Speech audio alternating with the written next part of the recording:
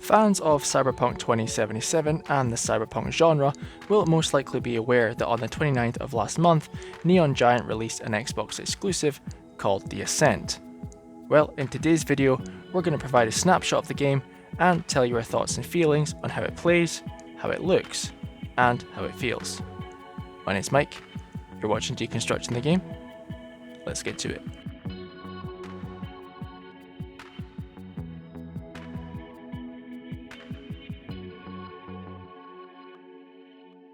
The Ascent is an isometric shooter that takes place on Velis, a population of mostly indentured servants, paying off their debts to the Ascent Corporation by the way of labour.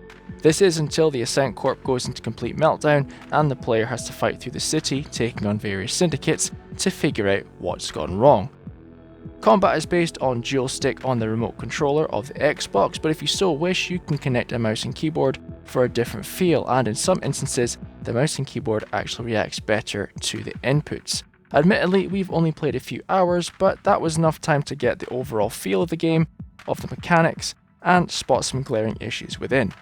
There's no doubt that after the initial tutorial missions, you'll notice that the world is beautifully crafted, with a lot of attention to detail in relation to pop culture lore, and details in relation to Cyberpunk as a whole. But it's not just Cyberpunk that's referenced in this game, as you can see in densely populated areas like this that remind me of the Presidium in Mass Effect. There's a whole group of characters here which remind me of characters from Star Wars and Battlestar Galactica and things like that, so they've really pulled a lot of elements into this game to make it what it is. There's a lot of things going on in the background as well, like explosions, collisions, and different things going on that if you don't pay attention you could miss. Most of them are obvious, but it keeps you interested and it's very visually pleasing to watch. Without going into too much detail about the main story and the main missions, what I will say is the secondary dialogue in this game was actually more entertaining for me than the primary dialogue. The secondary dialogue goes into detail about the world as a whole, conversations between people, and there's also data shards that you can pick up with some funny conversations and some just general information about the world. So the main missions and the main story didn't grip me that much, but the secondary stuff was a nice touch. If you're playing this game for the first time, I highly recommend doing it solo and not doing it with a friend online, because the tutorials really do get in the way of your enjoyment, and they will come up again and again and again and again and again, and to the point where if your friend has turned the tutorials off, you will be stuck reading them and they'll be able to run around. You could be vulnerable to attack and you won't be able to help your friend if they get attacked as well. So turn them off at your best opportunity if you don't want to see them. The game is fairly intuitive, so you don't really have to look at the tutorials that much. For online use, I recommend turning them off straight away. That way you can spend your time enjoying the game, killing the bad guys, and learning to master that duck and cover system, shooting over cover.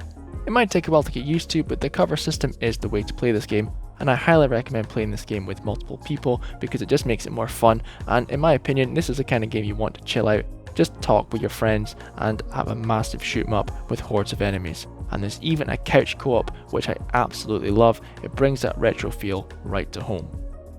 So what about those issues then? Well, Deconstructing the Game wouldn't be the channel it is without going into detail about bugs and glitches. So one of the biggest bugs I had was my character kept reloading his weapon twice, which cost me valuable time and even cost me my life on numerous occasions. I don't know why this was happening, but it happened way too much and it really got on my nerves. There's also characters, or enemies rather, that take no damage when you're shooting them, so this might be a lag issue with online.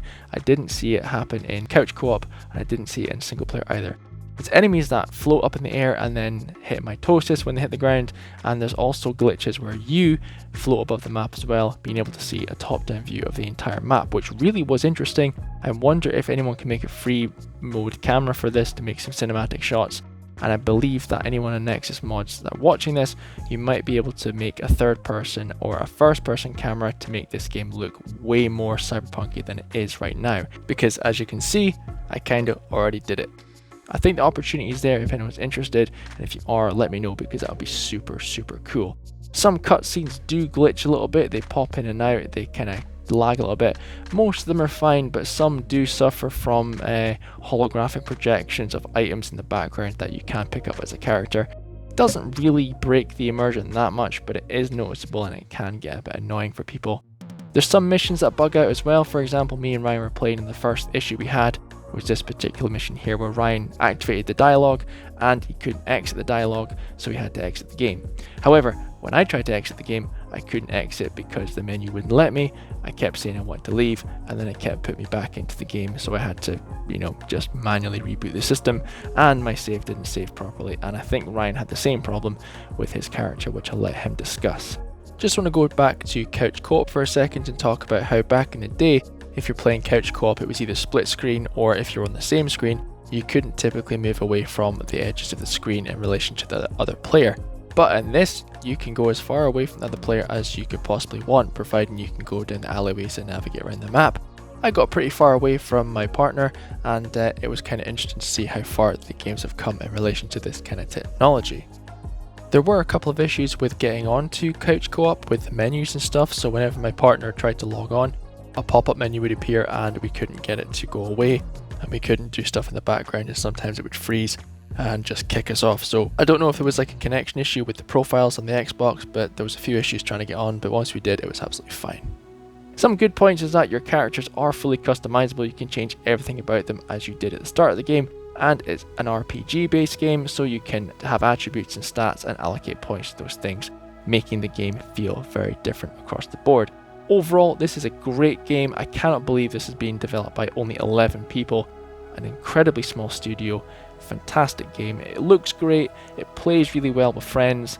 I think it's an awesome game, but there are some bugs and issues here that need to be fixed, because otherwise people are not going to want to play the game for too long, because it's going to be a grind and it's going to really wear them down. What do you think, Ryan?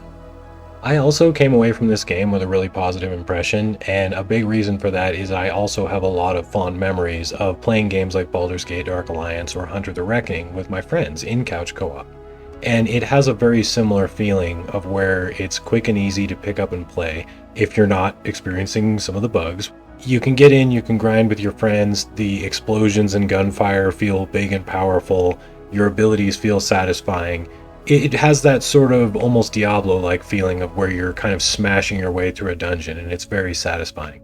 Also, I was immediately drawn in by the aesthetic, which is very classic cyberpunk, I would say, rather than a lot of things like even Cyberpunk 2077, where it kind of creates its own style that takes inspiration from things in the past.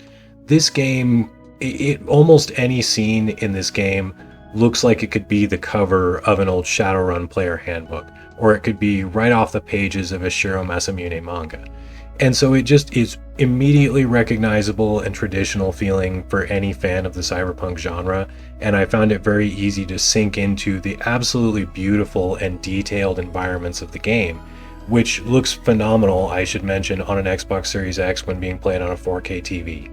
It looks like a comic book in motion, I have to say, honestly. It's gorgeous.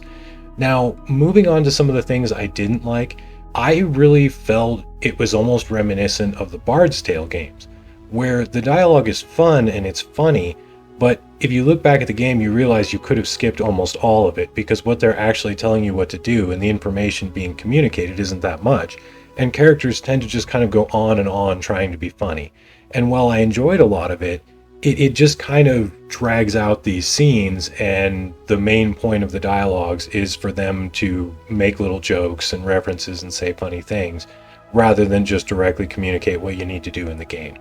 Now, moving on to the bugs, I experienced one that was more than just amusing, of where I joined a friend's game, and normally when you play in someone else's game, it's their progress that's saved. You keep your experience and your gear, but when you go back to your game, you should be where you last left off on your file. But we had that same problem where we weren't able to log out properly from the game, and when I logged back in my file, I was instead in the location where I'd been in my friend's game, but I'd lost all quest progress, so the only way I was able to actually continue in my file at all was by backtracking all the way back to the beginning of the game, and then the quest restarted again. But other than that, it was more of just that silly kind of stuff where I was stuck in crouch for a while.